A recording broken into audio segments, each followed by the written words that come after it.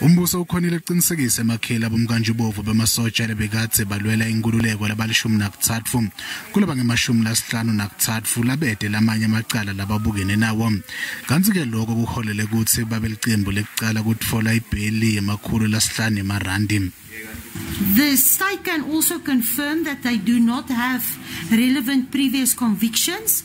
Bameli bebasola bagcizelele ukuthi kumhlangano wabomnkantjubovu nendvuna etekuvikela Thandi Modise nelisekela lakhe Thabang Magwetla nendvuna ehovisini lemengameli Mondli Gungubele kube nekungaboni ngaliso linye kanti lokho kusho ukuthi kwase kuba nesigameko sekufunjwa.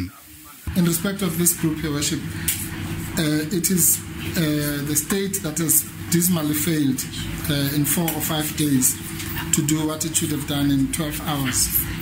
Advocate Limpofu uphinze wakhona kwehlisa imali yebheyili emsola ngamunye kusuka kutinkulungwane letimbili kuya kumakhulu lasihlanu emarandi ngemuva kwekuveta ukuthi labomnkantjubovu abasebenzi.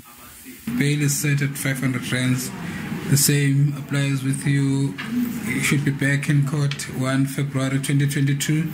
Lelicembu lebasola labangemashumi lamabili nesikhombisa lebede macala lamanye lababukene nawo nalo litfolile ibheyili.